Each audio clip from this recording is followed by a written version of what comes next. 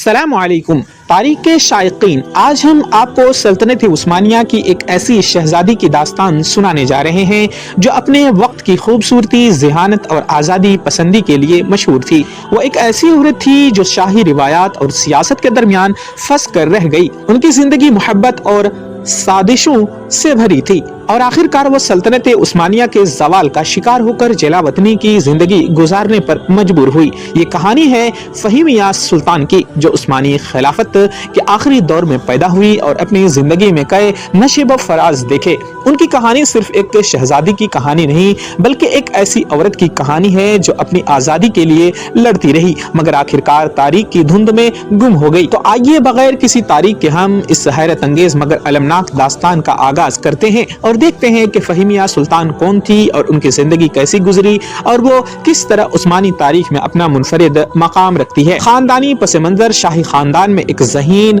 शहजादी की आमद। फहीमिया सुल्तान की पैदाइश 2 अगस्त 1875 ईस्वी को इस्तांबुल के मशहूर यल्दस महल में हुई।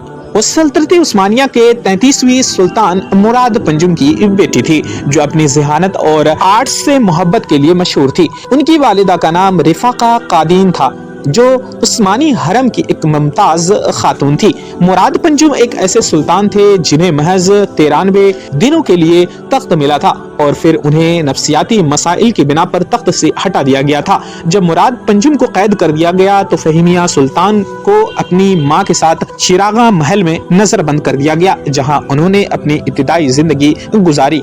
तालीम और तरबियत, यूरोपी सकाफत और फ़नून लतीफ़ा से लगाव। फहीमिया सुल्तान की तालीम और तरबियत पर खास तवज्जो दी गई। उन्हें तुर्की, फ्रांसीसी, अरबी और फारसी जुबानों में महारत हासिल थी। उनके वालिद मुराद पंजुम खुद एक ज़हीन इंसान थे और उन्होंने अपनी बेटी को अदब, फ़लसफ़ा, मौसीकी और मुसव्विरी सिखाने पर खास तवज्जो दी। वह एक शौकीन मौसीकार थी और पियानो बजाने में महारत रखती थी। वह अक्सर मगरिबी मौसीकी बजाती थी और उनके वालिद उन्हें मेरी मौसीकी की शहजादी कहते थे। उनका ख्वाब था कि वो एक दिन सल्तनत उस्मानिया की पहली खातून कंपोजर बनेंगी, मगर सियासत और खानदानी मसाइल ने उन्हें यह मौका ना दिया। मोहब्बत, शादी और बगावत। पहली मोहब्बत एक ममनुआ दास्तान। कहा जाता है कि फहीमिया सुल्तान को हुस्न रफ़ात पाशा नामी एक उस्मानी जनरल से मोहब्बत हो गई थी, लेकिन चूंकि वो शाही खानदान का हिस्सा नहीं थे इसलिए उनकी शादी मुमकिन न थी। सुल्तान अब्दुल हमीद सानी, जो उस वक्त तख्त पर थे, ने उस ताल्लुक को सख्ती से रोक दिया और हुस्न रफ़त पाशा को इस्तांबुल से जिला वतन कर दिया। ये फहीमिया सुल्तान के लिए एक बहुत बड़ा सदमा था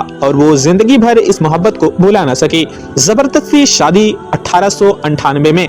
चूंकि शाही खानदान की खवातीन की शादियां सियासी मकासद के तहत की जाती थी, इसलिए सुल्तान अब्दुल हमीद ने फहीमिया सुल्तान की शादी अली गालिब पाशा से कर दी, जो उस वक्त के एक बाअसर वजीर थे। ये शादी 1898 ईस्वी में बड़ी धूमधाम से अंजाम पाई, लेकिन फहीमिया सुल्तान को ये शादी पसंद नहीं थी क्योंकि ये उनकी मर्जी के खिलाफ थी। उनके शौहर का रवैया भी उनके साथ अच्छा नहीं था और शादी के चंद साल बाद वो अलहदगी इख्तियार करना चाहती थी। ये शादी 1905 ईस्वी तक चलती रही। उसके बाद फहीमिया सुल्तान ने तलाक ले ली और अली गालिब पाशा से अलग हो गई। सियासत और सल्तनत उस्मानिया का खात्मा। मीम ग्रुप, बगावत की खुफिया तहरीक। फहीमिया सुल्तान ने अपनी कज़न नाइम सुल्तान के साथ मिलकर एक खुफिया तंजीम मीम ग्रुप की बुनियाद रखी। यह तंजीम 1920 ईस्वी की दहाई में सल्तनत उस्मानिया को बचाने और गैर मुल्की कुव्वतों के खिलाफ मज़ाहमत के लिए काम कर रही थी। इस ग्रुप के जरिए फहीमिया सुल्तान ने खुफिया पैगामात भेजे, शाही खानदान के अफराद को मुतहरिक किया और मुख्तलिफ